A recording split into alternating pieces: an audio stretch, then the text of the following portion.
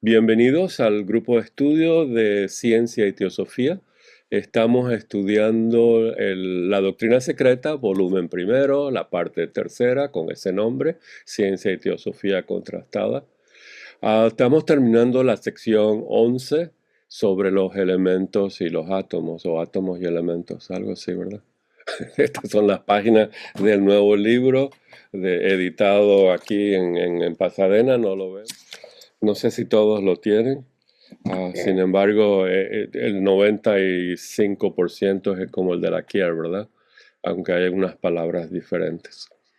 Vamos a continuar con el estudio del Daniel sobre el átomo teosóficamente, etcétera, etcétera. Son estudios muy importantes, es el tema que estamos estudiando. Bueno, fundamentalmente estuvimos viendo un resumen que, como sabéis, fue extraído con inteligencia artificial y luego le hice unos retoques.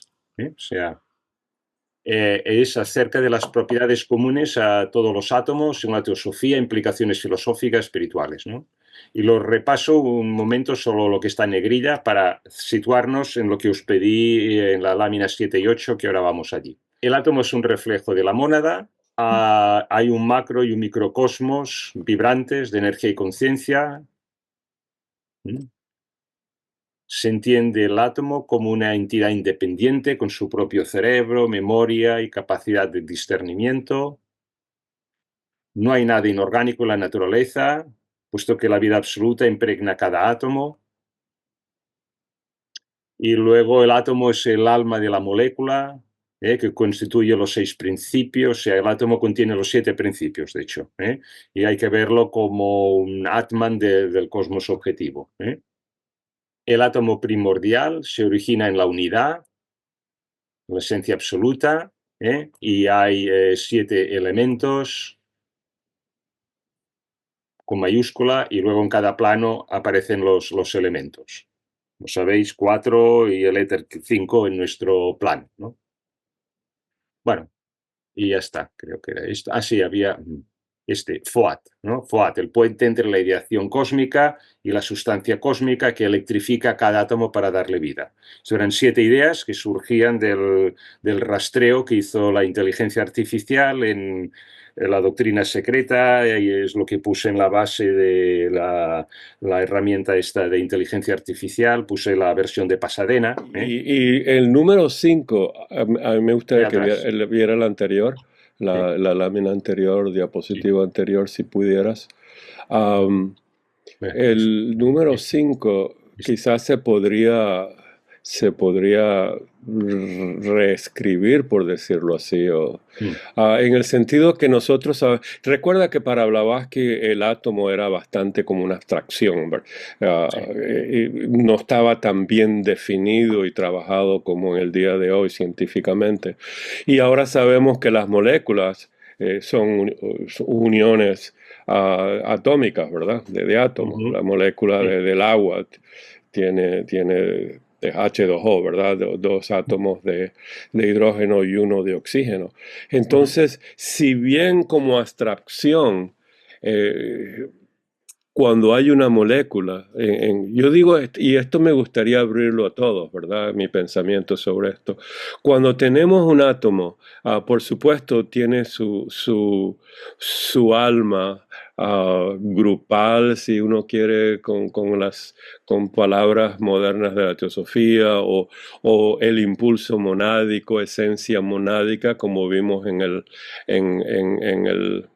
artículo de Blavatsky de la mónada mineral, cuando y entonces nos dice ahí que el átomo es la estructura física de eso que llamamos átomo abstractamente, ¿verdad? Ujú. Pero cuando hablamos de la molécula ya tenemos que usar, digo yo, ideas más modernas, en el sentido que la molécula, yo creo que Blavatsky ya sabía esto, por supuesto, es la unión de varios átomos, ¿verdad? Dos o más. Ujú. Creo que sí. Algo así, ¿verdad? Entonces, ¿cómo podemos ver esta línea de que el alma o esta idea de el alma de la molécula? Si tenemos dos Por ejemplo, el agua, la molécula de agua, H2O, dos átomos de hidrógeno y uno de oxígeno. Podríamos decir, y esa es mi opinión, que me gustaría oír la tuya y de otros, ah, en mi opinión, cuando tenemos una molécula, tenemos otra entidad que está constituida por tres ladrillos, dos de hidrógeno y uno de oxígeno. Y esa molécula forma una, no quiero decir individualidad como un ser humano, pero sí una unidad de vida. Igual que una célula ya mucho más estructurada y avanzada, y hay muchas conferencias que han dado ustedes y me alegra sobre la estructura de las células y las varias formas, porque ahí vemos la vida, ¿verdad? La vida cómo se está organizando desde un átomo, que es lo que podemos ver prácticamente lo más pequeño, ¿verdad? Más o menos, a moléculas, a células, etcétera. Entonces, la molécula es una estructura que también es como la del átomo en ese sentido. Está organizada, tiene su conciencia molecular, por decirlo así, y entonces ese es un nuevo alma. Por ejemplo, si decir, y esto es una idea muy importante que Blavatsky la habla en la transmigración del alma humana o algo así, de los átomos. Ah, si decimos el ser humano como unidad de vida evolucionante en su jerarquía, está constituida por almas, por átomos, por moléculas, células, etcétera. Si bien es cierto que cada una de ellas tiene su propia alma y nosotros somos el conjunto de ellas, nosotros tenemos en nuestra particularidad, en nuestra individualidad, tenemos como ser humano en esa jerarquía, tenemos nuestra propia alma, ¿verdad? Y en teosofía son tres: el alma animal, el alma humana, el alma divina. Entonces me gustaría oír la opinión de ustedes en cuanto a la idea que, si bien está extraída, y yo creo que está bien extraída en ese sentido, no sé la cita de ella, pero que el átomo es el Bueno, alma sí. de la molécula. Ahí hay algo que es muy cierto. Sin embargo, ¿cómo lo piensan ustedes sobre la molécula y las células con la idea del alma, etcétera? No sé si me entendieron lo que quise decir, pero bueno, ahí vamos. Estamos estudiando, ¿verdad? Y gracias por esta línea sin quinta. Daniel, ¿tienes una opinión sobre eso? Bueno, Después lo aquí abrimos. sí, lo que pone aquí, ¿no? El átomo contiene los 7 principios, ¿no? Y Ujú. luego, claro, si tú unes átomos para formar una molécula, pues a su vez la molécula tendrá los 7 principios también, pero a un nivel más organizado. No sé si decir Ujú, ujú. evolucionado, pero como mínimo organizado, ¿no? Y luego recordaros que en los puntos estos 3, 5 y 11 son las citas, ¿no? Claro, claro, Si son de ayuda, pues se puede ir ahí. Ya está. claro. Pero creo que Milce quiere decir algo, hay alguien más, no sé. Ya, Rodolfo. Sí, en realidad les quiero preguntar, porque estudiando en la página 572 hoy, cuando dice siendo Atma nuestro séptimo principio, esto me hizo pensar cuál es la causa de mi existencia. Porque si dice que en el universo manifestado no hay causa que no tenga efecto, ni puede haber efecto sin causa, quiere decir que mi átomo permanente unido a mi sutratma es, es la respuesta a la causa. Ya por eso estoy. Y entonces seguí pensando, nada es creado, sino que solo es transformado. Entonces, cuando nosotros entramos en la reencarnación, es cuando realmente tenemos que hacer el trabajo. ¿Qué entiendes por elemento? ¿Cómo le dijiste? Átomo, ¿qué dijiste? Permanente. Un átomo de Permanente. vida. ¿Cuál es tu definición? Es el átomo de vida. Y cuando dices permanente, ¿qué significa? ¿Que es eterno o es la parte transitoria? No, que es eterno y que está Eterno. Entonces, si es eterno, es unido. una abstracción, ¿verdad?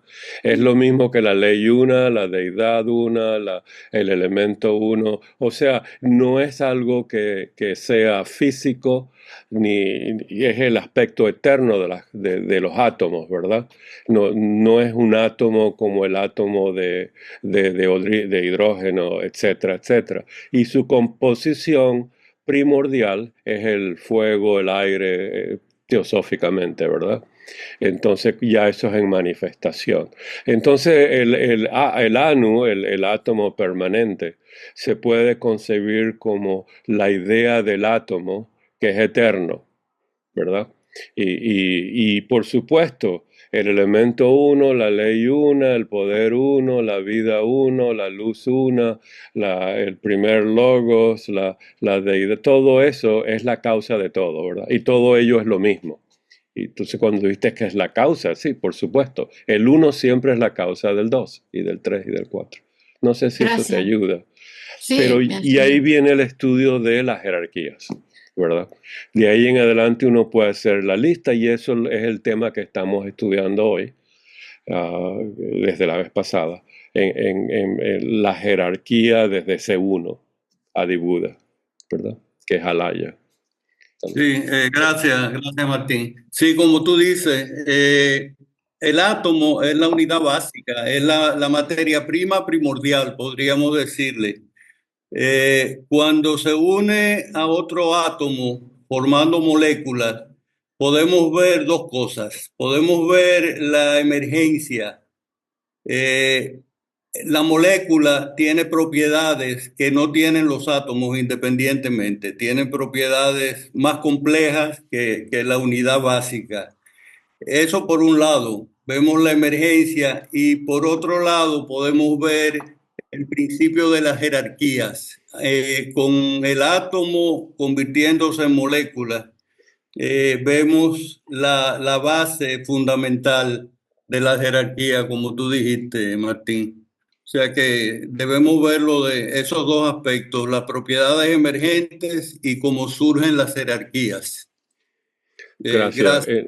No, gracias a ti. Para continuar esa línea, recuerden que hay una carta del maestro, y eso está en la doctrina también, la idea que hay cuando el átomo uno se, se manifiesta, hay una progresión de, de los elementos que existen en ese Manvantara, y entonces ellos hacen una fórmula que se acuerdan eso de A más B más C más X más Y. ¿Se acuerdan de esa carta? Creo que la veintitantos o la 16, algo así, no la tengo a la mano. Pero ahí comienza entonces el proceso que lo llaman los vedantinos quinto duplicación, algo así, que con partes quíntuples se constituye todo lo del universo, el prakriti del universo. Y ahí comienza entonces la jerarquía septenaria del mundo mineral, de nuestro. O sea, eso llega hasta la jerarquía septenaria del mundo mineral, lo que los maestros nos están explicando en esa carta, muy interesante. Estudienla si quieren ver el mundo físico, el reino mineral, ese aspecto que está en el Timeo de Platón, que está en Sankaracharya, en su proceso también de multiplicidad, de cómo aparecen los varios átomos y los varios elementos y los varios tipos de rocas y minerales, que es el mundo septenario en la teosofía. Muy, muy interesante, siguiendo lo que acabas de decir, Rodolfo, sobre lo que ocurre después de ese átomo primordial o eterno en el proceso de manifestación. Hay un proceso lindo, muy lindo, descrito por ellos y un poquito diferente descrito en el libro del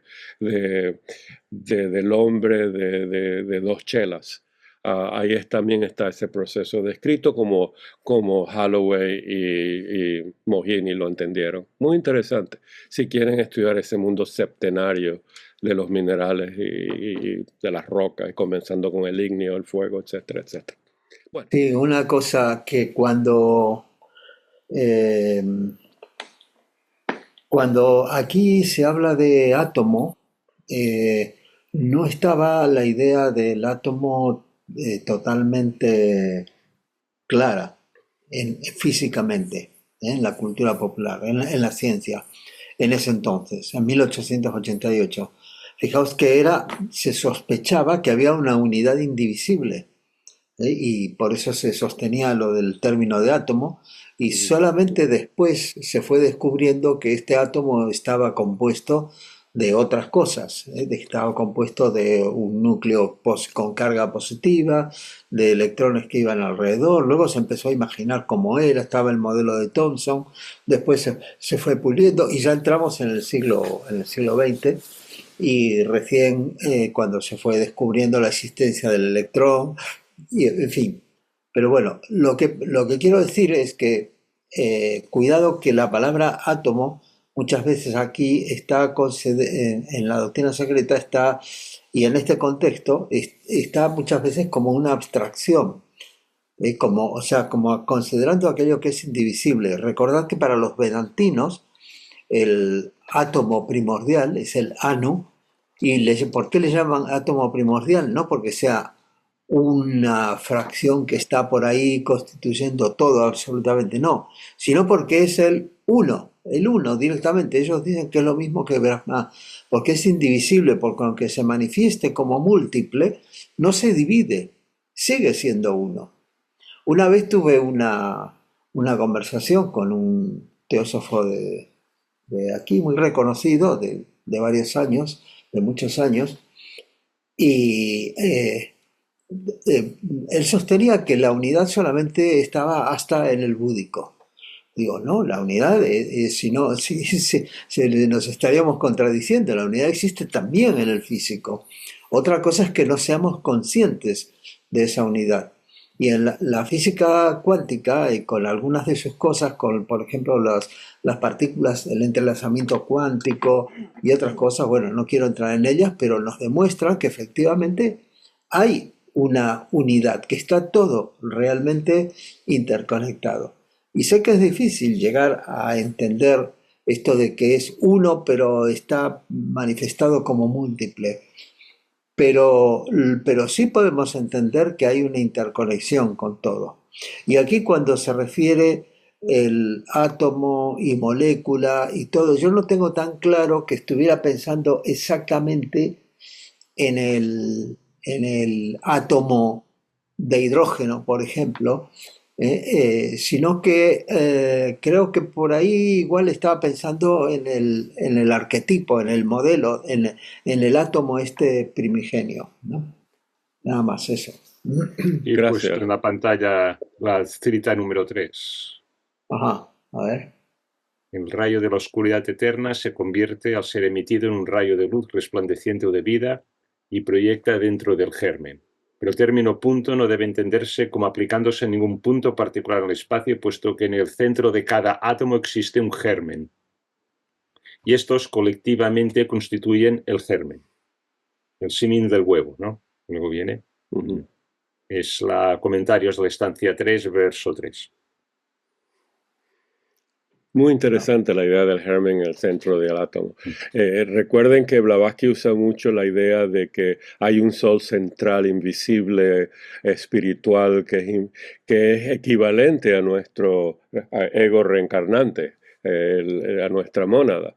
Cuando hablamos de un ser humano, lo podemos hablar solamente físicamente y decir eso es todo lo que hay, pero sabemos, por decirlo así, teosóficamente, que es un ser septenario, y tiene su poder, su voluntad, su aspecto espiritual, etcétera, su conciencia en su Trinidad superior, en su centro. Y esta es una idea muy linda. La idea de ese centro que físicamente corresponde a su núcleo. En el átomo de hidrógeno tenemos un protón, ¿verdad? Si le quitamos el electrón, sigue siendo hidrógeno. la ciencia dice que sí, ¿verdad? El hidrógeno sin el... No, si le quitas el electrón no es hidrógeno, no es Es más protón, hidrógeno. es el protón. Yo sé, pero ahí tiene la capacidad, y yo leí un artículo donde tenemos este joven, lo voy a tratar de buscar, que es muy interesante. Bueno, eso es otro tema. Déjame ver primero si busco la referencia para ver si está bien. Pero te imaginas, le quitas el hidrógeno al protón y qué es lo que... digo, el electrón al hidrógeno, queda un protón que si atrae un electrón es un hidrógeno. Fíjense entonces que el protón está vivo, tiene el poder de atracción, tiene el poder de unitario, yo digo que sí. Estos constituyentes del átomo infinitamente hacia lo más chico, también son unidades de vida. Y ahí pasamos al mundo pránico, astral, mental, y de ahí se hablan de átomos en esos planos que no son los átomos que son físicos, pero son átomos ya del jiva, del prana, del astral, del mental, etc.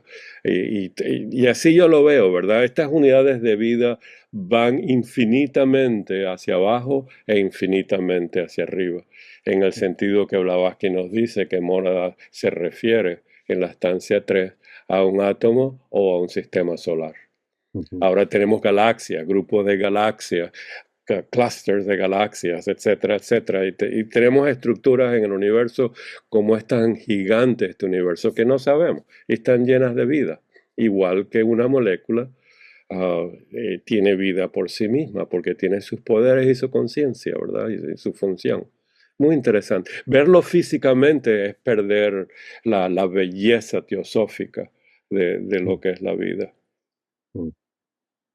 Bueno, y luego hay esta estancia sexta, verso 4, que aquí introduce el tema de los 7 planos, y que el átomo tiene 7 planos, y cada plano está regido por sus leyes específicas de evolución y de absorción, a nivel de átomo ya. Gracias. Emil se levantó la mano. Emil, sí. Sí, con eso que usted dijo, esto último que usted dijo, Martín, y habiendo leído, no sé si lo comprendí algo de eso, me lleva a pensar que lo físico lo tenemos que usar nada más que como vehículo para llegar a esa esencia y llegar a comprender el noumeno. Si con la parte física no lo podemos llegar a comprender. ¿Es así? Sí, no, ¿verdad? Todo es sí, no. La parte física nos ayuda a sentarnos y a contemplar, ¿verdad? Y la parte física tiene memorias que nos impiden sentarnos y concentrarnos. Te duele aquí, te duele allá, aquí te recuerda esto, aquí te recuerda el otro, aquí te golpeaste y te recuerda, aquí te dieron un cariñito por aquí y te recuerda. O sea, hay un recordatorio en el físico. O sea, el físico es parte de todo nuestra constitución, por eso nosotros a nuestro nivel estamos individualizados. Tenemos conciencia de los 7 planos, de los 7 aspectos. O sea, y sí porque en nuestro aspecto superior, el manastajasi es lo que nos da la iluminación, ¿verdad? Cuando contemplamos en una idea y nos vienen las ideas y tenemos que tener el vocabulario para recibirlas. Así que todo es cierto, ¿verdad? Todo es cierto. Pero recuerden, yo soy de aquellos que incorporo el cuerpo físico en lo que es el Martín sano. Yo no me olvido de Martín, yo lo alimento, lo cuido, le doy sus medicinas, le doy su cariñito, ¿verdad? Y es mi vehículo de los otros. Y entonces yo me veo septenario y así lo trabajo. No sé ustedes, pero hay gente que dice, no, el cuerpo es un problemota. Como decía el Buda, estos ascetas parecen un espagueti de esos chiquititos, ¿verdad? Y esto no sirve, el camino al medio. Algo así, pero tienes Gracias. razón. Gracias, porque si yo me siento a estudiar y me duele el callo, la mente mía está en otro lugar. Entonces, tengo que salir un poco de esta mente mundana, digamos, para poder conectarme. No sé si voy a No es llegar a cierto, y salirse significa concentración, eso. ¿verdad? Sí, sí Gracias. usas el método de los Yoga Sutras, ¿verdad? Gracias, Sentarte y nada más. concentrarte, ¿verdad? Para mí, el cuerpo físico es el vehículo del alma, no de Tere.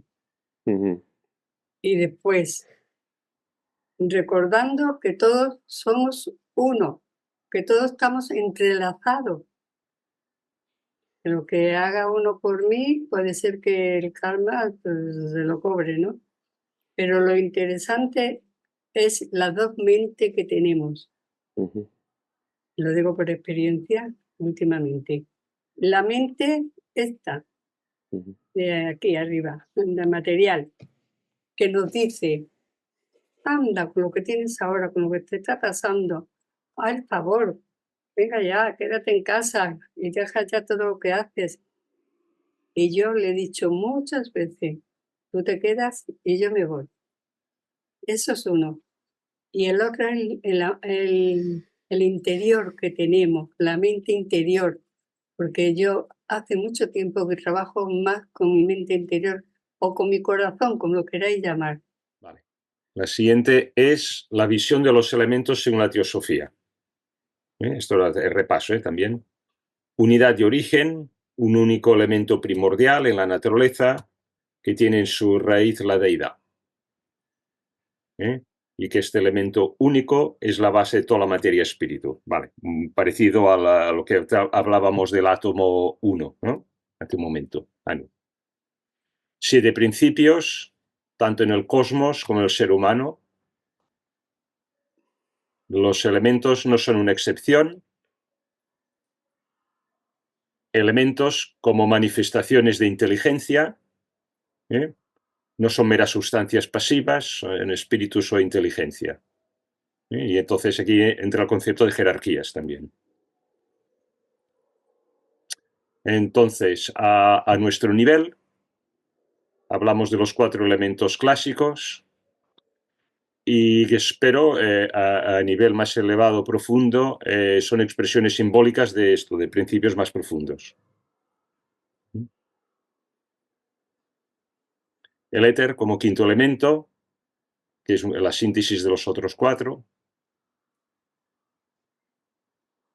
Y la relación con la conciencia, cada elemento y cada sentido tiene cualidades septenarias. Perdón, ¿cada sentido a qué se refiere? ¿Cuál? Cada elemento, el 6, cada sentido, cada elemento y cada sentido. Cada elemento ¿Por qué y lo cada pone sentido. aquí? Porque hay relación con la conciencia. Sí. O sea, en todo caso, percibimos a través de nuestros sentidos, ¿no? De nuestros sentidos, vale, Pero bueno, aquí Vale. están estos citas en que se Claro. basa. vale. Puede hacer la relación. Sí. Como Y está sí. tan comprimido, Sí, y recuerden que en Antropogénesis Blavatsky también tiene la jerarquía de los sentidos que aparecen en las razas a medida que los elementos se van combinando más concretamente. Mira, aquí tienes un poco. Las cualidades de cada elemento, con mayúscula lo pone además, así como de cada sentido, son septenarias. Y etc. Ujú. Y si quieres más, pues está aquí. Gracias. el éter realmente se puede considerar como una síntesis de los otros 4 elementos. No tiene una característica propia. A ver, el caos era llamado sin sentido por los antiguos porque representaban y contenían en sí mismo, caos y espacio siendo sinónimos, todos los elementos en su estado rudimentario indiferenciado. Hacían del éter el quinto elemento, la síntesis de los otros 4. Bueno, ahora que estoy leyéndolo, ¿estamos de acuerdo con esto? Porque está hablando de los antiguos, ¿no? Claro. Claro. Claro. Y esto es uno de los gazapos que te puede meter la inteligencia artificial. te toma una cita que pongas tú como un ejemplo en el texto, como te lo toma como parte del texto principal de la doctrina secreta, ¿no? Bueno, recuerden cuando estudian Vedanta, ellos no usan la palabra éter, ellos usan la palabra akasha para el quinto Sí. elemento. Pero en teosofía reservamos akasha para otra cosa, e inclusive el éter para muchas cosas, porque lo han definido de muchas maneras. Aquí nos dice la luz astral de Eliphas Levi, etcétera, etcétera. Hay que tener mucho cuidado con el uso de las palabras akasha y éter. Y a mí me gusta más los planos normales de la Constitución septenaria, ¿verdad? Sin embargo, Blavatsky, tratando de sintetizar y de expresar comparaciones y contrastando, ella usa varios sistemas y ha creado con eso una ensalada porque no lo explica bien. Sí. Bueno, volviendo al texto, lo que te ha llamado la atención, Isabel, el éter como quinto elemento. El éter, a menudo traducido erróneamente como akasha, esto está recogido, es considerado como el quinto elemento y la síntesis de los otros 4. Claro, por la antigüedad, ¿no? No sé hasta qué punto Elena Blavatsky también lo decía así, o simplemente citaba la antigüedad, ¿no? Sí, recuerden que éter no es una palabra sánscrita. Akasha es la palabra sánscrita. Sí. Okay. Esta es muy importante, este párrafo. Metafísicamente y esotéricamente solo existe un elemento en la naturaleza, y en la raíz de él está la deidad, y los llamados 7 elementos con minúscula, de los cuales 5 ya han manifestado y afirmado su existencia, son la vestidura, el velo de esa deidad, de cuya esencia viene directamente el hombre, con mayúscula, bien se le considere física, psíquica, mental o espiritualmente. En tiempos no muy lejanos solo se hablaban generalmente de 4 elementos, mientras que en filosofía solo se admiten 5. Pues el cuerpo del éter no está completamente manifestado aún, y su nómeno es todavía el Padre éter omnipotente y la síntesis del resto. Pero, ¿qué son los elementos con mayúscula, cuyos cuerpos compuestos contienen, según han descubierto ahora la química y la física, subelementos innombrables que ya no pueden ser abarcados por los 60 o 70 que se habían calculado? Vale, cita un poco a Crookes aquí también. Con los la tabla periódica de aquella época. Y la tabla periódica, que por 60, ese entonces ya Mendeleev ya había sacado la primera y la rectificación la segunda, sí. Sí. Sí, eso es algo brillante, la tabla periódica. Aunque no comprendían la naturaleza de los átomos y de los elementos, sin embargo, sabían que habían vacíos, lagunas que había que llenar y que se fueron descubriendo poco a poco. Algo extraordinario. Sí. Extraordinario. Hoy tenía previsto verla. Sí, perfecto. Daniel, yo creo que esto es importante lo que estamos haciendo para darle tiempo a estas ideas que sea, porque es que digerirlas. No, si no pasa, de eso no pasa nada. Bueno, pues esto era a nivel de implicaciones, basado en lo que acabamos de leer, estas eran las 4 implicaciones principales del átomo y de los elementos, desde una visión teosófica, ¿no? Que todo está conectado, la conciencia es fundamental, la evolución es un proceso universal, la materia y el espíritu son inseparables, pero seguramente es incompleto y seguro que entre todos podemos ver más cosas si hacemos un volcado de ideas. Bueno, una de las implicaciones de la teosofía al describir una mónada como un sistema solar hasta un átomo es mostrar que es parte de la evolución de estas unidades de vida, ¿verdad? Que llama ella jerarquías. Y estamos evolucionando. Es algo que no se ve sencillamente al mirar el planeta. Uno ve minerales, vegetales, animales y humanos, pero muy pocas filosofías antiguas describieron esto como una escalera hacia la unidad. lo vieron como sí, son creaciones de un Dios y en varios reinos, y física, y etcétera, etcétera, orgánica. Pero la teosofía lo une como una cadena. Disculpen, como una línea evolutiva. Y esa es la tercera proposición fundamental de la doctrina secreta. O sea, esa es una de las implicaciones muy importantes, porque entonces, discúlpenme, ¿cómo está conectada en estas jerarquías? Yo me acuerdo que en el chat puso a Rodolfo que se puede diferenciar por su conciencia, eso está perfecto. ¿Y cómo está conectada las jerarquías que se pueden diferenciar por su estado de conciencia y la evolución de sus principios? Y se puede decir que hay un misterio detrás de la palabra metempsicosis, donde la mónada pasa de jerarquía a jerarquía, de mineral a humana, de vegetal a humana. Hay una conexión ahí que no se ve tan fácilmente, no se ve con nuestros ojos físicos, pero estamos todos conectados porque hacia allá vamos. Si no tuviera esa conexión, ¿cómo podría pasar de una jerarquía a otra jerarquía? Y esto es eternamente periódico, hacia arriba, desde abajo, etcétera, etcétera. Tener esa visión es algo bellísimo, esa conexión. Eso elaborar el primer punto, ¿no? Lo que estamos haciendo.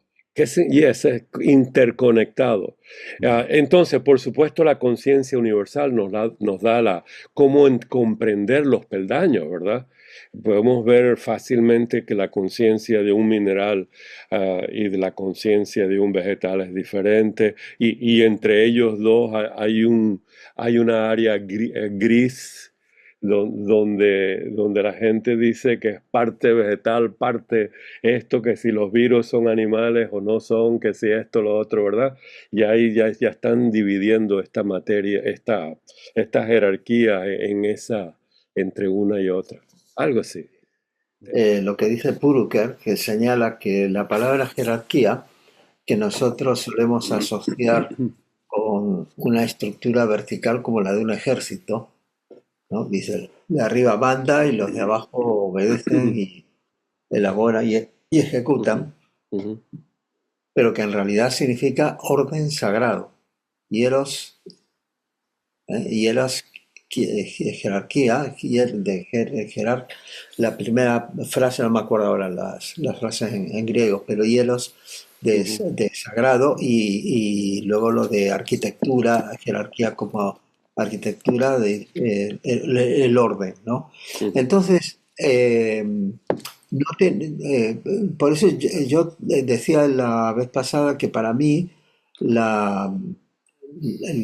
uno siempre trata de buscar modelos y cosas que representen estas ideas. Para mí, lo más bello que representa este concepto es el tema de los fractales, es decir, estructuras que existen matemáticamente, pero porque existen también en la naturaleza, que tienen semejanza infinita o por lo menos múltiple, es decir, que el todo se parece a cada parte, o cada parte se parece al todo. Ese patrón, esa emergencia de una forma, de una característica, está presente en cada parte.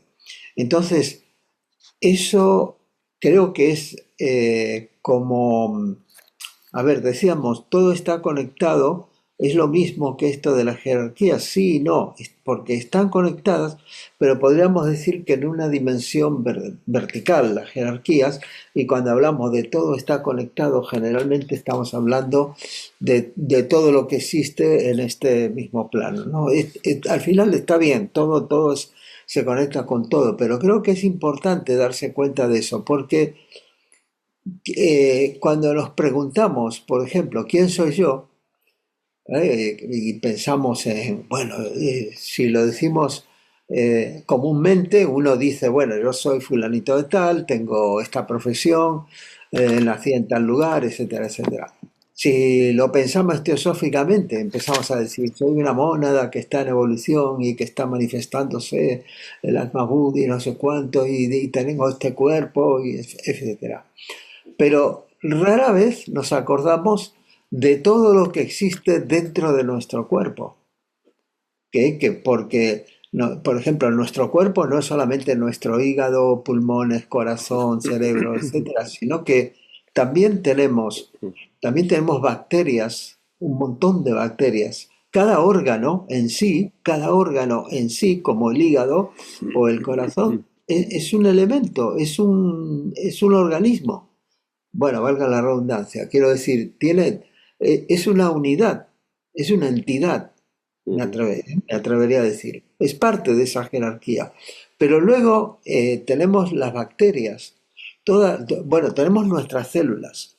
Nuestras células que son como ciudades. La célula es sumamente compleja, es asombrosa. Pero luego tenemos las bacterias. Y las bacterias no podríamos vivir sin ellas. Las bacterias que están en nuestro tracto digestivo, en nuestro intestino, las necesitamos absolutamente para poder vivir. No podríamos vivir sin ellas. Y existen también en la boca, bueno, en un montón de lugares, en todas partes. En la piel, bacterias que nos defienden, algunas que nos atacan y otras que nos defienden. Bueno, todo así, y entonces descendemos ahí al nivel de la molécula, al nivel del átomo, y realmente es maravilloso porque hay una conexión y hay lo que decías, Martín, efectivamente, que hay un misterio ahí de esa conexión, esa, digamos, unión de cómo nosotros somos para nuestras células y nuestras bacterias y todo un universo. Os decía la otra vez, a mí me encanta este hecho de que tenemos en nuestro cuerpo aproximadamente 400 veces más células que estrellas hay en una galaxia. Fijaos qué cosa maravillosa. 400 veces más células que estrellas hay en una galaxia. Fabuloso, absolutamente complejo. Y creo que es un tema que lamentablemente en alguna literatura teosófica, cuando se habla de las jerarquías, no se piensa exactamente en esto, sino que se piensa como en un gobierno, en general, un gobierno del mundo, algo así, pero el gobierno del mundo es la vida manifestada, es el logos, está distribuida en cada uno de nosotros. Si tuviéramos un gobierno del mundo, diríamos, oye, ¿qué estás haciendo? Mira cómo está. Gracias. Lo que es increíble de los fractales es la transmisión de información, ¿no? Que más que el mecanismo de propagación, ¿no? A partir de una circunstancia original es sobre todo los patrones de semejanza que están impregnados en el ADN, y si vamos más para abajo hasta el átomo, ¿no? Y que se van reproduciendo, ¿no? O sea, que que está interconectado es la información, en definitiva, y que eso se mueve en otro plano que no es el plano físico. En el plano físico vemos el resultado de esos patrones de información. Y entonces ya entramos yo diría, en patrones astrales, patrones mentales, y entramos en otros niveles, ¿no?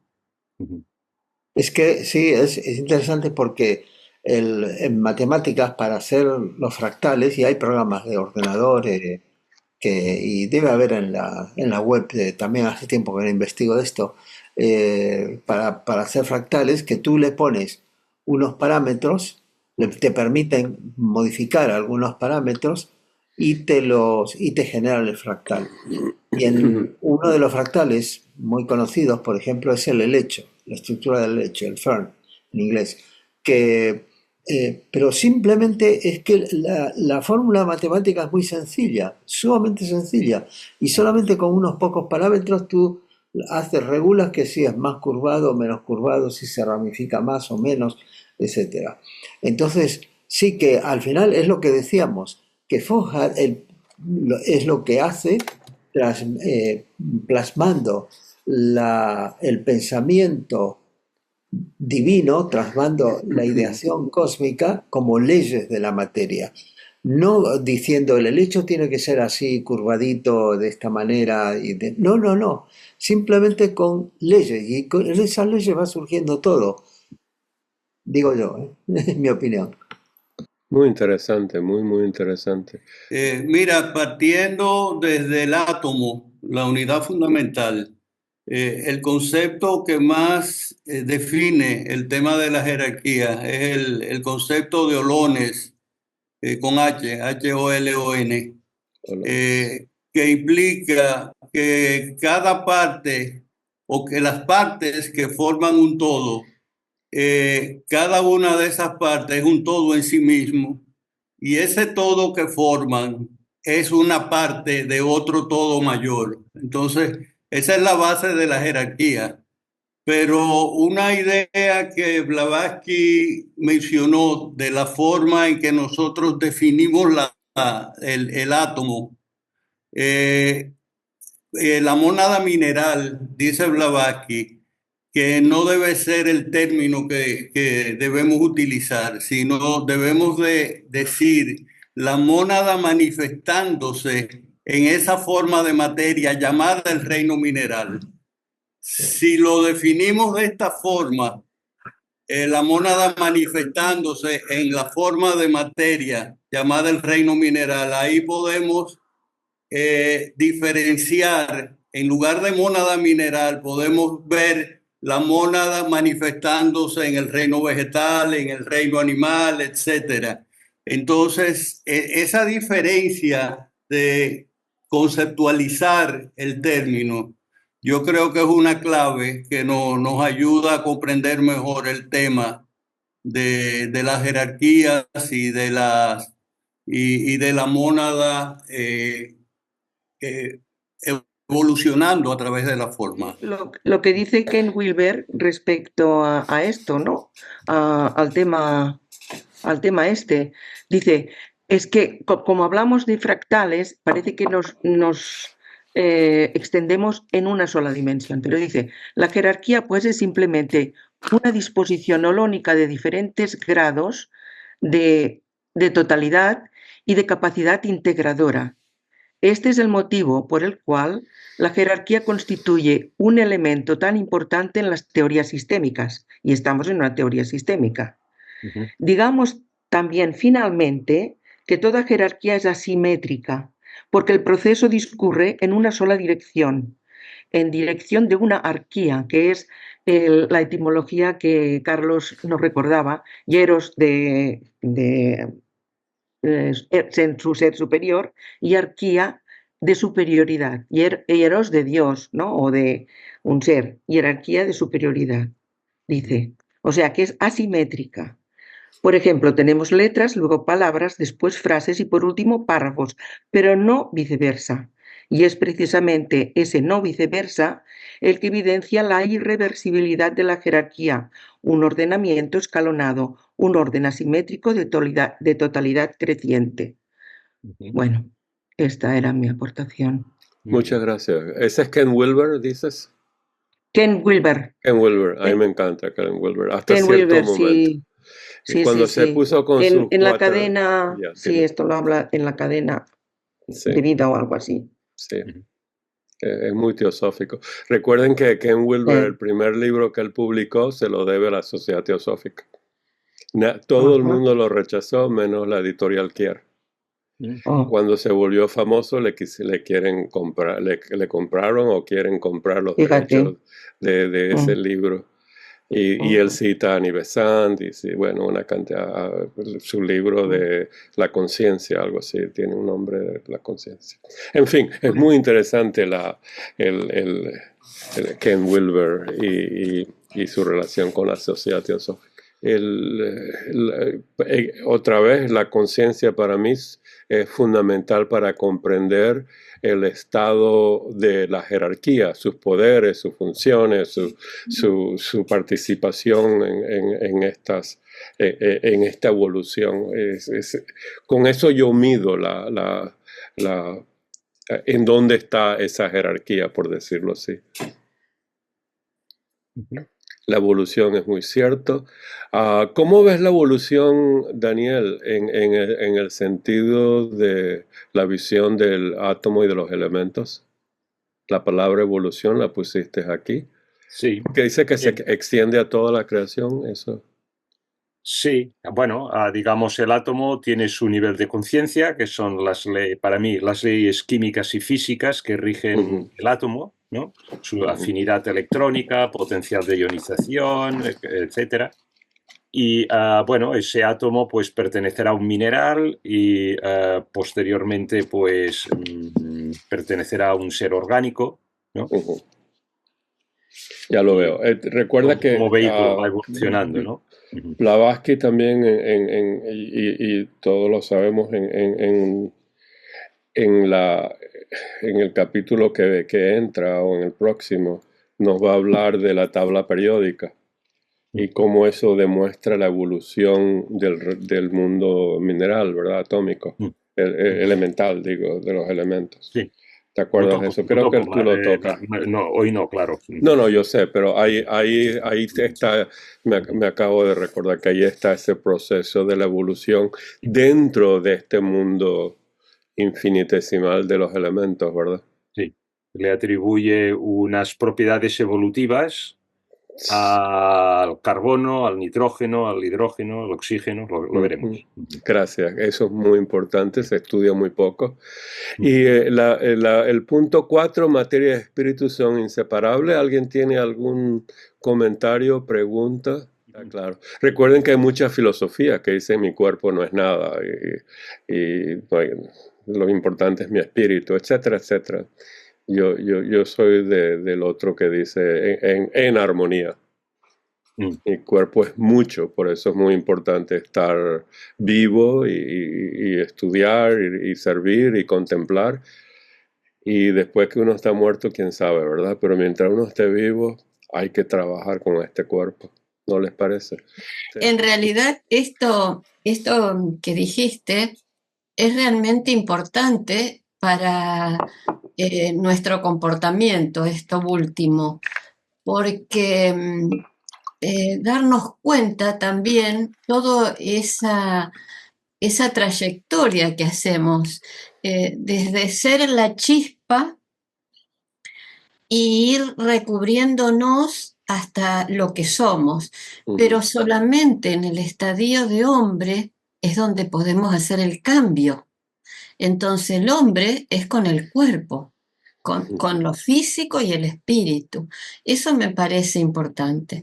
El ser responsable, que los demonios humanos los tenemos que combatir con el humano, en mí. Yo respecto del punto 3 sobre la evolución, la pregunta que hiciste, la evolución como un proceso universal y cómo vemos eso con respecto de la materia, por lo menos la materia física. Ahí quiero recordar que de acuerdo con la cosmología científica, con la astronomía y la teoría del Big Bang, desde la aparición, desde la singularidad que fue el Big Bang y la expansión y todo, que eso lo hemos visto alguna vez o un par de veces aquí, la materia no era tal cual como está ahora. Primero era como una sopa indiferenciada, de energía muy concentrada, absolutamente concentrada, que luego se fue expandiendo, se fue enfriando y fue convirtiéndose y aparecieron primero las protopartículas, es decir, no había átomos. Y después recién al cabo de un tiempo muy pequeñito para el Big Bang, pero suficiente para decir ha habido también una evolución de la materia. Y luego si tenemos en cuenta lo siguiente, que los átomos que aparecieron primordialmente y todo fueron de hidrógeno, lo más sencillo, protón, electrón, hidrógeno y helio. Pero luego la gravedad ha hecho que se formaran estrellas, las estrellas iniciaron la reacción y la evolución de las estrellas está atada también a la evolución de los elementos, porque los elementos más pesados no estaban, no se pueden formar en las estrellas, sino que se forman cuando algunas estrellas mueren. Es decir, la explosión de las supernovas con una alta energía produce la energía necesaria para producir los núcleos pesados, como el plomo, el oro, el mercurio, el uranio, todos los más pesados, no existían sino. El hierro, inclusive el zinc, todo esto, no existían. Entonces, fijaos cómo la evolución de lo grande hace posible también la evolución de lo pequeño, y la aparición de los distintos elementos, porque si no, la tabla hubiera sido mucho más pequeña. Y gracias a esa combinación de factores, nosotros vivimos en una estrella, en un sistema planetario de una estrella que es de una generación posterior. Y gracias a eso tenemos los elementos que hacen posible la vida biológica, el hierro, el zinc, todo, absolutamente. Entonces, es otra forma de ver que todo está conectado, que todo está en evolución, inclusive desde un punto de vista material. Gracias. Gracias. Sí, yo quería añadir a esto, Carlos, que la evolución es un proceso universal, ¿no? Y los átomos también lo presentan. Digamos que la manera que se enlazan átomos para formar minerales es un tipo de enlace más simple que el de, por ejemplo, ya gases que son covalentes, se llaman enlaces covalentes polares, no polares.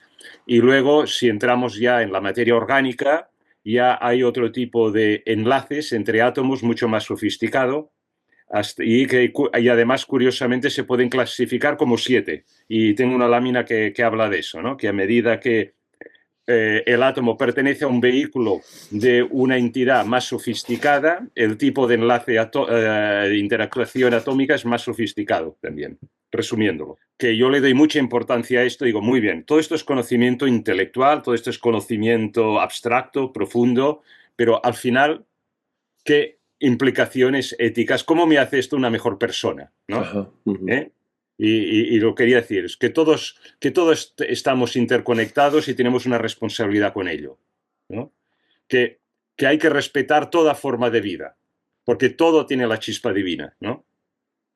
Que hay una ecología profunda, ¿no? Que la visión teosófica subyace a la ecología profunda, que considera la naturaleza como un sistema interconectado y valioso en sí mismo. O sea, que tenemos que tener una ética planetaria. No tenemos que ver la naturaleza solamente y puramente como me es útil a mí, para mi beneficio, ¿no? Me refiero a eso. Y el cuarto punto sería una no violencia, porque esta creencia en la interconexión universal conduce a una ética de la no violencia, ya que dañar a otro es, en última instancia, dañarte a ti mismo, porque estás comprometiendo tu evolución, ¿eh? Si lo quieres ver desde un egoísmo inteligente, digamos, ¿no? O sea, y eso yo creo que es muy importante, porque al final, ¿qué hacemos con este conocimiento, ¿no? ¿Cómo me hace mejor persona, ¿no? Yo siempre, ahora intento mucho hacer esto en los trabajos que hago. Gracias por esta octava lámina, Emilce. Yo quería leer algo de los Upanishad, que dice que hay una luz que brilla más allá de todos nosotros, es la misma que hay en mí. Entonces, mirando el cielo estrellado, veo esa polaridad en mí. Entonces, para conocer todo esto, necesitamos, para ver eso y sentir con sensibilidad, necesitamos este estudio, si no imposible. Así que muchísimas gracias, Daniel, y a todos. A todos. Y los invito a estos 4 puntos, desarrollarlos en el chat, que pongan cómo ustedes se relacionan con estos puntos en su vida diaria. Es importante ver hasta qué punto y cómo uno, como ser humano con personalidad, ¿verdad? Se relaciona con estos 4 puntos muy importantes. Y si tienen otro, por favor. Sí, por favor. Con implicaciones éticas. Dime. No, solamente que respecto del punto 3 de ecología profunda, lo Ajá, puse en el chat, pero recomiendo mucho la charla que dieron Rodolfo Gil y Felipe de Castro el otro domingo, ujú, respecto de la unidad de la vida en la danza de la tierra, que estuvo muy buena y habla precisamente de la ecología profunda. sí, y los ejemplos fueron fabulosos. Sí, sí, Y, estuvo muy bien. y buscar ejemplos en la vida de nosotros, en nuestra propia sociedad, ¿verdad? ¿Qué hacemos con la naturaleza? Hay cosas culturales muy interesantes que son destructivas o constructivas en nuestras culturas. Yo Gracias, diría Conteres. Dime, dime. una sola cosita más, que el daño que podemos hacer a otros muchas veces es inevitable, es decir, es parte, inclusive ni lo sabemos, es parte de la... Tú vas caminando y pisas hormigas y pisas insectos, ni los ves, por ejemplo.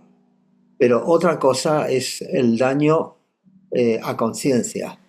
El Ujú, daño es la crueldad, eso es crueldad.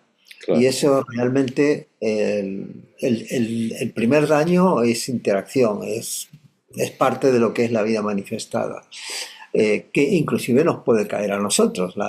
La Tierra se mueve, ¿verdad? Porque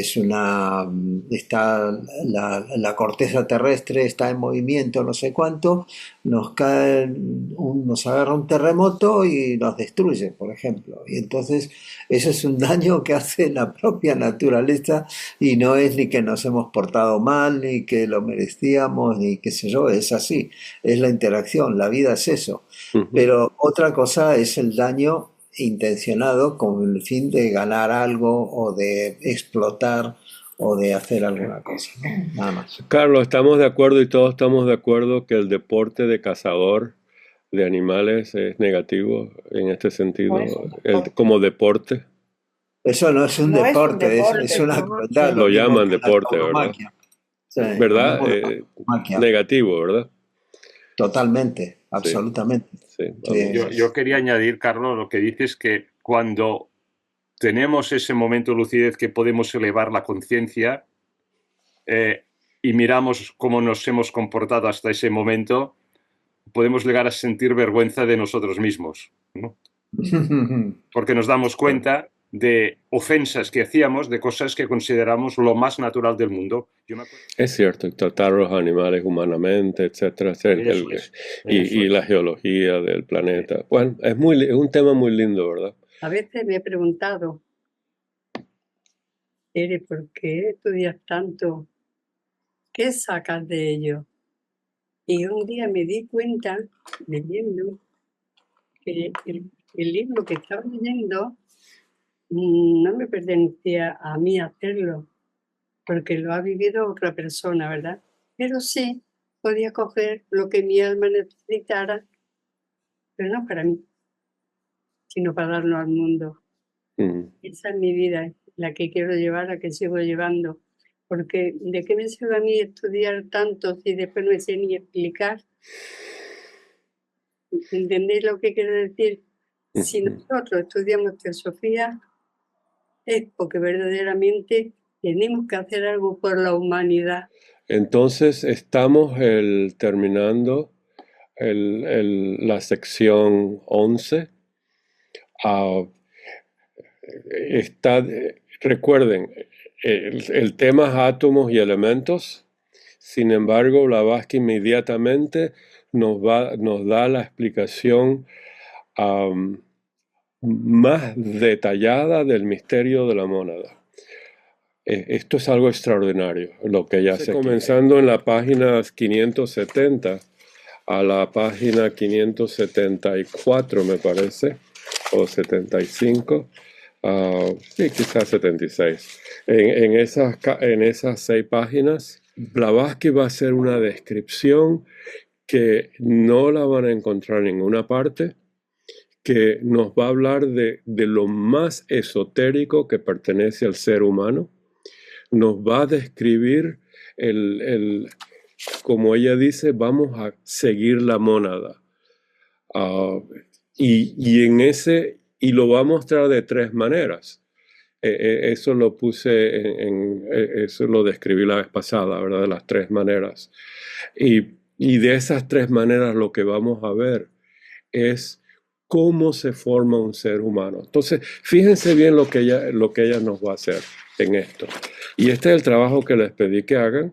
No sé si alguno de ustedes dicen, que tomen estas tres explicaciones que hemos visto y que hagan su jerarquía, su lista jerárquica. Esa lista jerárquica la llamó Barborka o Puruker la jerarquía de compasión, que es un nombre para mí que no tiene ningún sentido aplicado aquí, es muy budista, pero etcétera, etcétera, pero es su opinión, ¿verdad? Hay que respetarlo.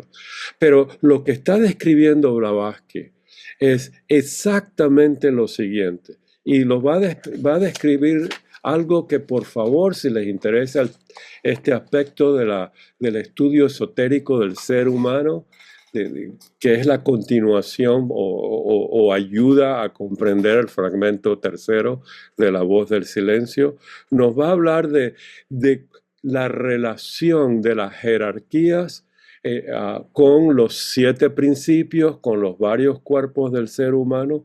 Les va a dar los nombres budistas, tibetanos y budistas a esas jerarquías, y esas jerarquías van a representar el arquetipo de cada perfección de ese cuerpo. El Dhyani Buddha como palabra es una jerarquía, pero también es un arquetipo, un ideal, una virtud que va a tener el ser humano cuando llegue a ese nivel. Y nos da todos los nombres relacionados con ellos. Nos va a dar la fisiología oculta, porque cada uno de estos eventos en el descenso de la mónada, del Adi Buda al ser humano, son los peldaños que existen dentro de nosotros como analogía en nuestro Antakarana, en el cual nos vamos a totalmente despertar hacia el adeptado. Ese es el fragmento tercero de La Voz del Silencio. Nos va a dar una cantidad, nos va a mostrar los poderes que esos tienen, nos describe sus atributos, sus virtudes. Como les digo, esta sección, estos 6, 7 páginas, es la perfección suprema de la teosofía, que no la van a encontrar en muchos textos, a menos que la busquen pedacitos aquí, pedacitos allá. Por ejemplo, nos va a dar el descenso de la mónada, por ejemplo, esotéricamente, y les dije que si quieren, si les interesa, no sé si les interesa, comienza de esta manera. Fíjense lo que les acabo de decir. No va a describir la serie infinita de jerarquías, sino aquellas que representan el arquetipo, la perfección que vamos a hacer, o que fuimos, de las que componen el ser humano, los 7 principios. Eso está también relacionado con la sloka 17 de Antropogénesis, si bien me recuerdo, donde ella describe cada jerarquía asociada con un principio. Recuerden, cuando ella hace eso, no está hablando del dios o de los dioses que están que están adorando en las varias religiones, sino su arquetipo, lo que significa. Entonces, fíjense bien, esotéricamente, y espero que puedan leer esto conmigo, difiere. La mona, esto está exotérico y aquí viene exotérico. En el mundo exotérico, estudienlo, porque esos 3 mundos, que son ¿cuáles? El Kama, el Rupa y Arupa en el budismo, recuerden, Kama Loka, Rupa Loka y Arupa Loka. Ese es budismo 101, y que ahí hay 3 cuerpos, y esos 3 cuerpos los hemos estudiado tan profundamente, del sutil, del casual sutil y del astral, el alma astral. Entonces tenemos, no el cuerpo, el alma astral. Entonces ahí tenemos una descripción exotérica de lo mismo, y el mundo del deseo, recuerden, es el Kama, etcétera, etcétera, etcétera. No sé si les interesa eso, estoy hablando bastante rápido porque a algunos de ustedes quizá no les interesa. Esto es ocultismo, esto es la ciencia oculta, que Blavatsky toma el temita de los átomos y se lanza en esto. Entonces dice, esotéricamente, la enseñanza difiere. La mónada divina, que es puramente adibúdica. ¿Qué significa esto? Que recuerden que la adibuda es la raíz de todo, es el alaya, por decirlo así, cuando se ve como plano de actividad. Ese es el proemio número 1, en la página número 1. Se manifiesta como Buda universal. Vean los temas, que es el Mahabodhi, el Mahat de la filosofía hindú. Cuando ella dice filosofía hindú, cuidado, no es la filosofía de los maestros. Los maestros toman estas palabras para dar su filosofía, y esa filosofía está en la doctrina secreta, que es la raíz espiritual, omnisciente, omnipotente de la inteligencia divina. El anima mundi, alaya, más elevada, o el logos. Este desciende, esto significa está manifestándose. Recuerden, no es un Dios que desciende como Zeus, que va a la tierra y hace desastre. Este desciende como una llama. Recuerden la llama, esto es bíblico, la llama de Moisés, la llama ardiente. ¿Cómo es? ¿Cómo le dicen al arbusto en la Biblia? El fuego La ardiente. Zarza ardiente. Zarza. Ya se me había olvidado. Aquí tienen la correspondencia bíblica, ¿verdad? De ese descenso, como usando la palabra del fuego, como fuego, ¿verdad? Entonces, vuelvo a leer. La mónada divina, puramente adibúdica, estudien lo que es la mónada, buen trabajo estamos haciendo todos nosotros. Adibuda, estudienlo. Es una idea muy importante en todo esto. Se manifiesta como el Buda universal. Estudien lo que es el Buda universal, que es el Mahabodhi, el Maha de los hindúes, que es la raíz espiritual más elevada, o el logos. Cuando habla de logos, está hablando ahí de primer logos, ¿verdad? Este desciende como llama. Busquen en todas las ilustraciones que puedan la idea de la llama descendiendo. Por ejemplo, cuando un profeta dice, abre el cielo, ve un torbellino de llamas en las visiones de Daniel, de toda esta gente. Este es el descenso de alaya, o el ascenso de nuestra conciencia hacia allá arriba, ¿verdad? Entonces, el anima mundi más elevada, o el logos. Este desciende como una llama, difundiéndose desde el fuego eterno, a que cambia la simbología, inmóvil, sin aumento ni disminución. Este es el aspecto eterno del elemento fuego, del elemento de la deidad. Siempre el mismo hasta el fin del ciclo de la existencia, y se convierte en vida universal en el plano mundano. Aquí está toda la visión de la mónada. Entonces, continúa. De este plano, recuerden, el que quiere estudiar profundamente el mundo esotérico teosófico, este párrafo les va a dar, dividen este párrafo, esta idea, en todas las líneas, estudien cada línea e intégrenlo con su intuición. De este plano de vida consciente brotan como 7 lenguas de fuego los hijos de la luz, los agi primordiales, los logos de vida. Luego los Dhyani-Budas. Recuerden, de este es un evento. Los hijos de la luz, otro evento. Esta es la estancia 5, por supuesto, 7 lenguas de fuego. El dragón, sus lenguas de fuego, ¿se acuerdan? Sus alientos, salen los 7 hijos de la luz. Luego los Dhyani-Budas de contemplación, otro elemento. Todo esto está en nosotros. Estos son jerarquías y son ideales para nosotros. Nosotros, cuando podemos ser, recuerden que termina nuestra evolución en la idea de que somos el Dios, somos Dios. Recuerdan, así lo dice Blavatsky. Nunca me gustó esa línea, pero ahí va con esto. Significa Adibuda. Luego los Dhyani-Budas de contemplación, las formas concretas de sus padres sin forma, los 7 hijos de la luz, aun ellos mismos, a quienes puedan aplicarse la frase mística brahmánica, tú eres aquello, uno de los Mahavakyas. Busquen lo que significa, son 4 Mahavakyas en la Vedanta, muy bellos. Esas son meditaciones que es el antídoto de la separatividad de nuestra alma con otra, de nuestra alma con el alma uno, con Adi Buda, alma universal. De estos días, aquí continúa. Y fíjense el descenso y los eventos. Recuerden, cada palabra representa una jerarquía, pero también representa un arquetipo al cual vamos y representa también poderes, siddhis, y que están bien ilustrados en los tankas tibetanos, en las pinturas budistas, en templos y en otros modelos de los gnósticos, de los cabalistas. Blavatsky va a hablar de ello en unos minutos, en otras líneas.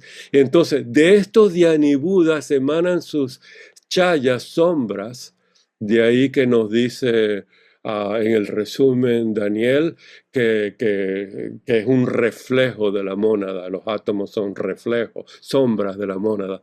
Entonces, como mónadas descendiendo, estamos descendiendo, de estos Dhyani Budas emanan los chayas, las sombras, los cuerpos de los bodhisattvas, de los reinos celestiales. Ven los eventos, ven los diferentes reinos que representan aquello que aspiramos.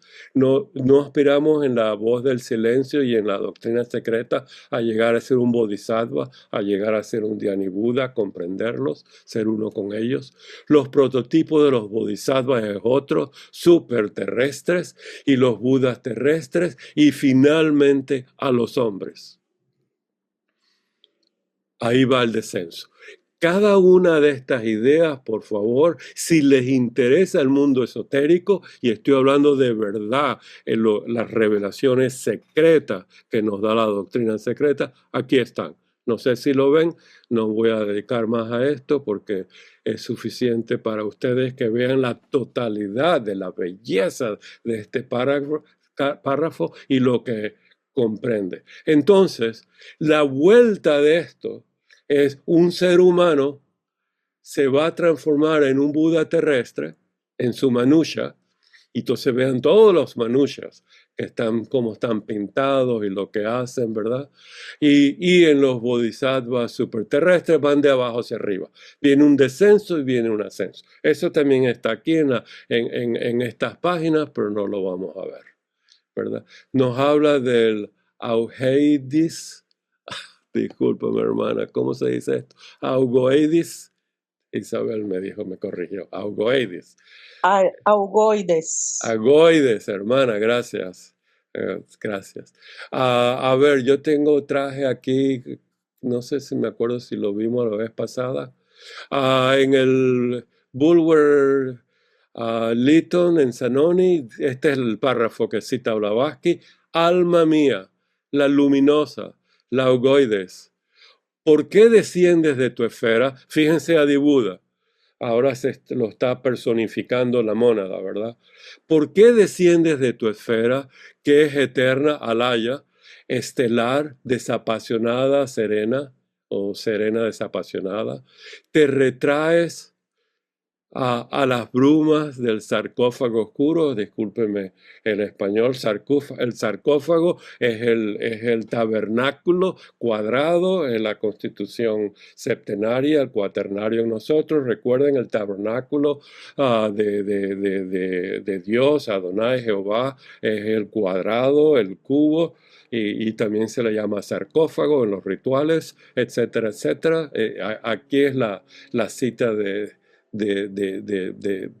lo que está hablando Blavatsky. Entonces, lo que va a hacer Blavatsky en las siguientes 5 o 6 páginas es describirnos cómo esto está descrito por Sankaracharya en la Vedanta, cómo está descrito por los gnósticos, cómo está descrito por los cabalistas, por los vedantinos, como ya dije, cómo está descrito en la mística cristiana, y le va a dar ciertas ideas de cómo el ocultismo, que para ella los ocultistas y el ocultismo son los adeptos y las enseñanzas ocultistas. Y al final de todo esto, recuerde, va a describir lo que dijo Subarró. A mí me encanta Subarró. y no los voy a traumatizar con todo esto, es muy bello. Busquen los gnósticos, como lo dice Blavatsky, los diagramas de Valentino y los diagramas de toda esta gente son algo extraordinario.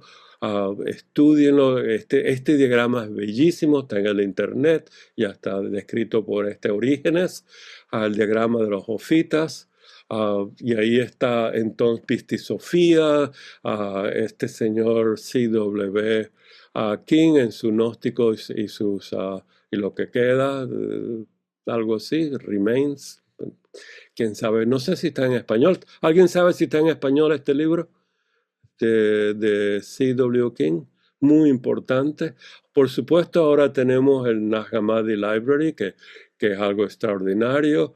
Aquí sigue con la parte de los gnósticos, se va a la egiptología y hay estudios teosóficos muy interesantes sobre las 7 almas, inclusive la de Blavatsky, que ella la describió ahí. Lo que ella está haciendo en estos momentos y describiendo como planetas, recuerden que en el pasado se usaron los planetas como esos eventos y arquetipos y estaciones y peldaños de nuestro Antakarana para unir lo de abajo con lo de arriba.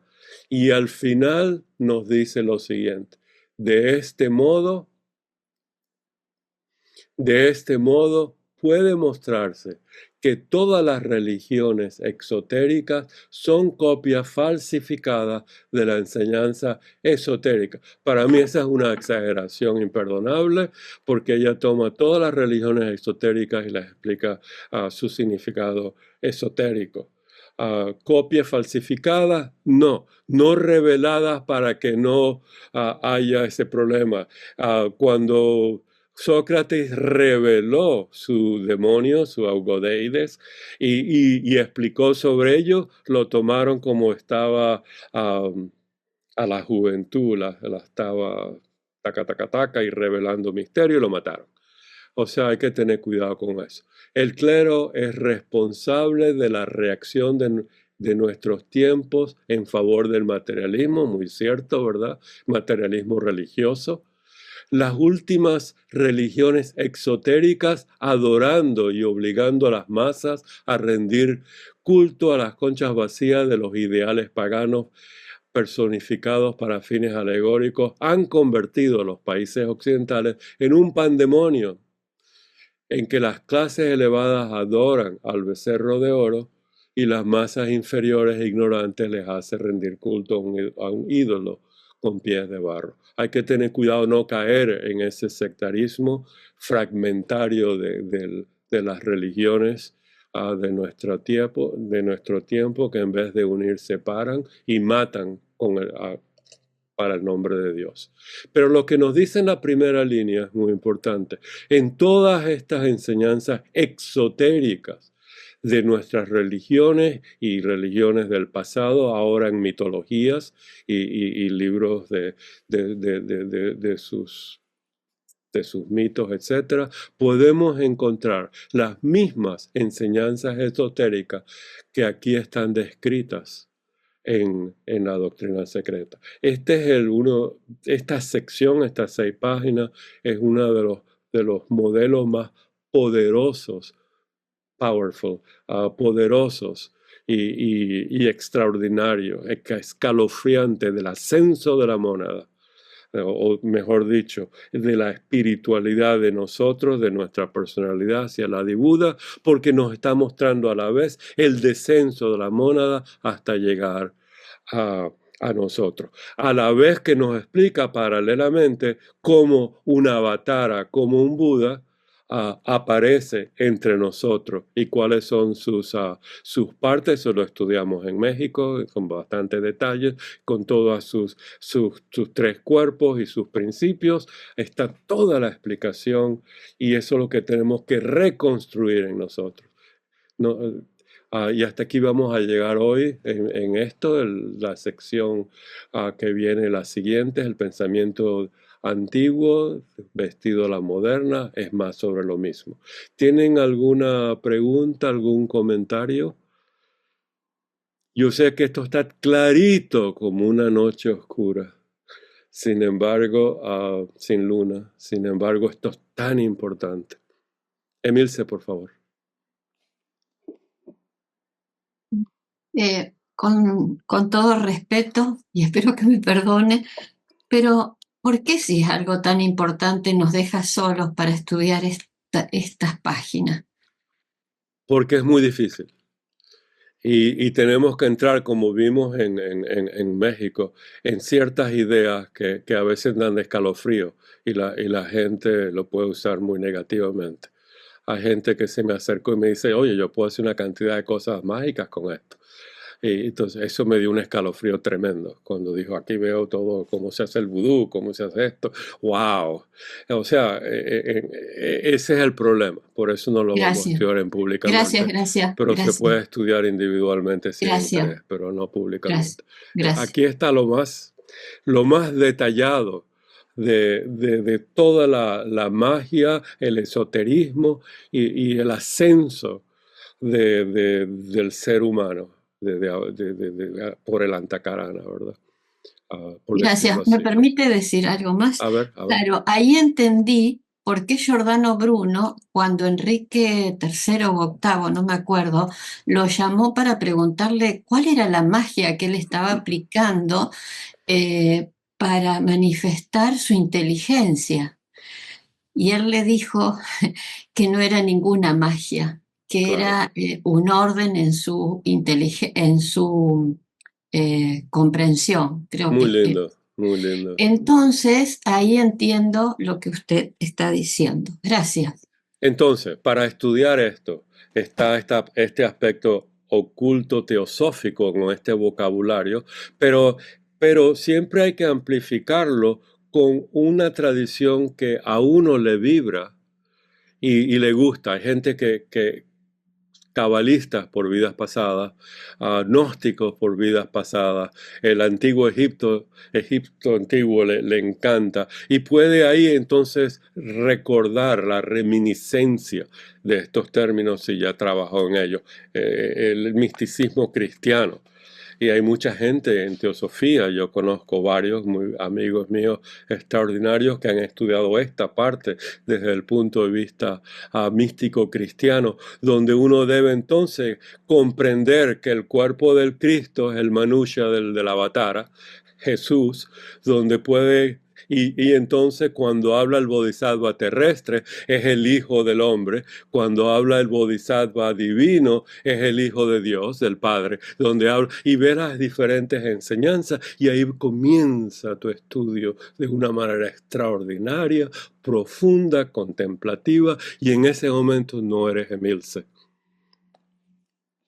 No eres tu cuerpo, así como tú la preguntaste, ¿verdad? Ahí en ese momento tú no eres Emilce, tú no eres tu personalidad. Esto es lo más bello de la teosofía, aparte de la sabiduría divina, ¿verdad? Bien, Gracias, ¿alguna otra gracias. pregunta? No, gracias a ti. ¿Alguna otra pregunta? Me parece muy bueno lo que está en la parte superior de la pantalla, los últimos párrafos antes de la cita esta, que dice, cada cuerpo celeste, ahí nomás, cada cuerpo celeste es el templo de un Dios.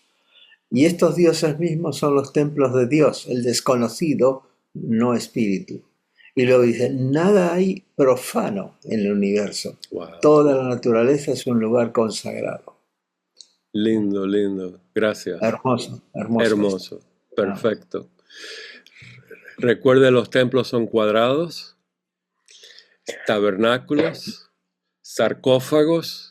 Recuerden, el templo griego es la expresión última del septenario, rectangular o cuadrado en el fondo, triangular arriba con los dioses, ¿se acuerdan de eso? Esa es la expresión simbólica cuando uno entra a ese templo inmediatamente, aquel que es místico. Y ve la estatua de Atenas, por ejemplo, en Minerva, en el templo de Atenas, en la Acrópolis. Ahí va esa elevación mística y pasa por todo esto. Y cada uno de ellos, digo, de estas etapas representa una virtud, un Dian Chohan, etcétera, etcétera. Es una belleza. Gracias, Carlos. Lindo.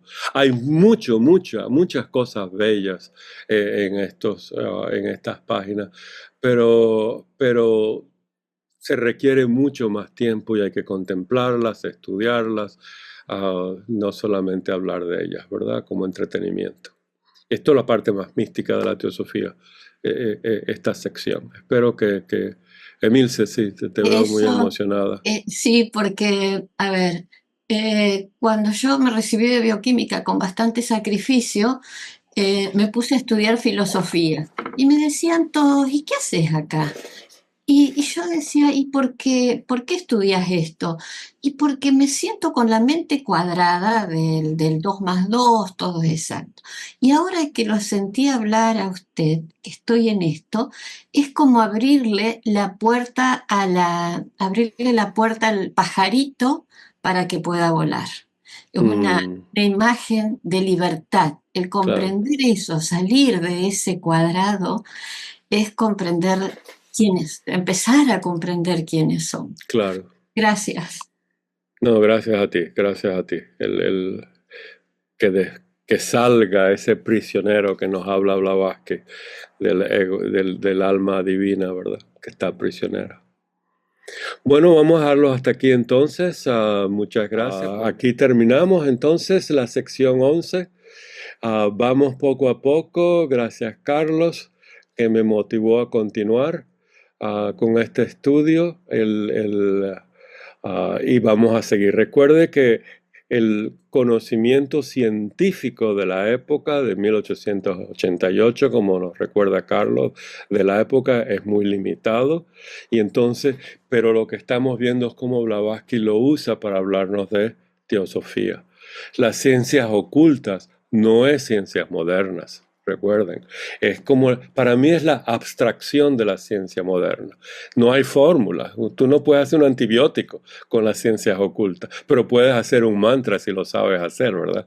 Y curar, como dicen los hindúes, si eso es cierto, etcétera, etcétera. Entonces hay un mundo oculto también ahí, muy pránico, pero son abstracciones extraordinarias que nos despiertan.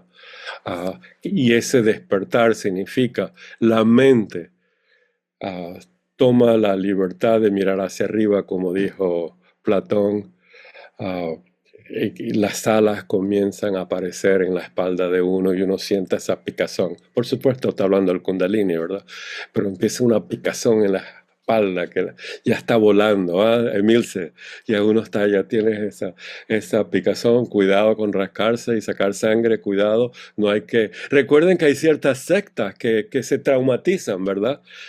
¿Cómo dicen? Flagelando, esa es la palabra, y traumatizando el cuerpo. Flagelando, y eso está en todas las religiones. El flagelo, sí. El flagelo, Están latigazos, los ¿verdad? están los cristianos, sí. En todo. Los cristianos. Hay sectas judías, sectas de por allá, de por aquí, gente muy rara, ¿verdad? Y que dice, oh, esta pasión la tengo que destruir atacando mi cuerpo físico. Pues eso es tan mental, ¿verdad? Eso es tan psíquico. Que digo, las pasiones, eso hay que controlarlas, pero a través del racionamiento.